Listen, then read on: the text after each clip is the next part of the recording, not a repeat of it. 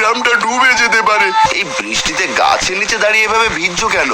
বানের জলে কতগুলো মাছের ঝাঁক ভেসে আসছে। আজ বেগুন দিয়ে ইলিশ রান্না করো।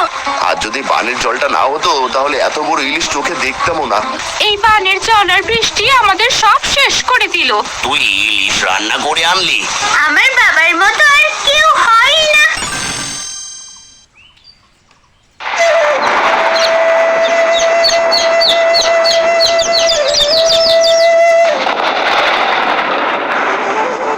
আজ মনে করেছিলাম কাঁথাটা সেলাই করে উঠবো, সেটা কেমন করে হবে?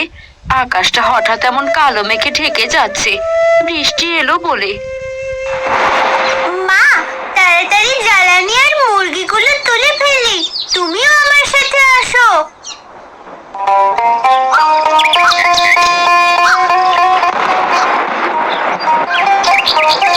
এই রে, আকাশের অবস্থা ভালো নয়, তাড়াতাড়ি পা চালাই, নইলে শুকনো কাঠগুলো ভিজে যাবে।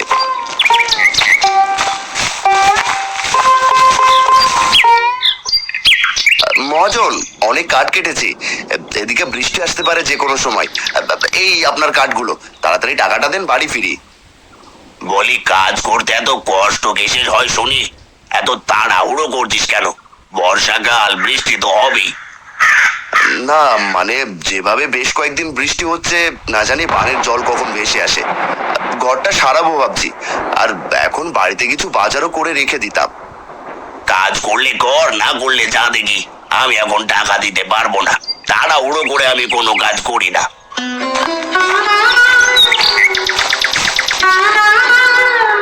সে সারাদিন কাজ করে দুবেলা খাবার খাওয়ার জন্য। তুমি যদি টাকা না দাও তাহলে সে কেমন করে চলবে? হারানকে টাকাটা দিয়ে দাও গো। আরে, হারানের কাছে তো এমনিতেই টাকা পাবো। তুমি যখন বলছো ঠিক আছে গিন্নি, এই নে, আজকের টাকাটা রাখ। অনেক বড় উপকার হলো মহাজন, তবে এবেলা আমি আসি।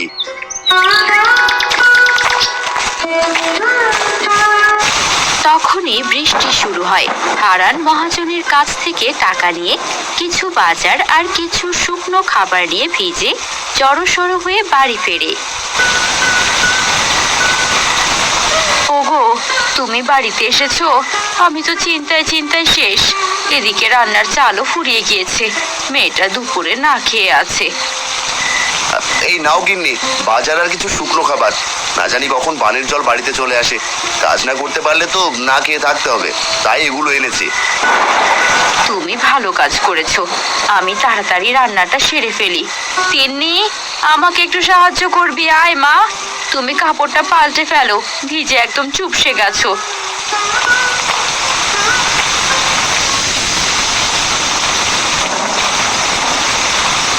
মা, জাল তো বারবার নিভে যাচ্ছে বাতাসের জন্য।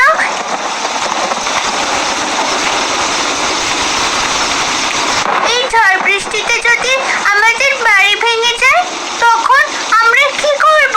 কোথায় থাকবো? এমন কথা মুখেও আনিস না। দাঁড়া, রান্নাঘরের জানালায় চারিপাশ দিয়ে একটা কাপড় দিয়ে দেই, তাহলে রান্নাঘরে বাতাস কম আসবে।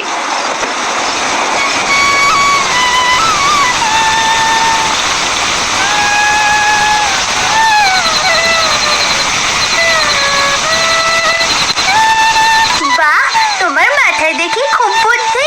এবার আর আগুন নিভে যাচ্ছে না মা।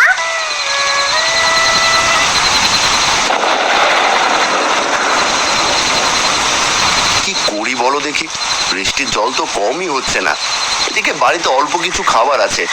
এমন চলতে থাকলে তো দুদিন পর থেকে না খেয়ে থাকতে হবে। বানের জলে গ্রাম তলিয়ে যাবে মনে হচ্ছে। গিন্নি, আমি কাল মাঠে গিয়ে দেখে আসবো আমাদের ধানের কি অবস্থা। বিধাতার কাছে একটাই চাওয়া, বানের জলে আমাদের ধান যেন ডুবে না যায়। ঋণ করে ধান করেছো, ধান তলিয়ে গেলে ঋণ কেমন করে শোধ করবে? বাবা, এখন খেয়ে নাও তো, কাল সকালে গিয়ে দেখে এসো।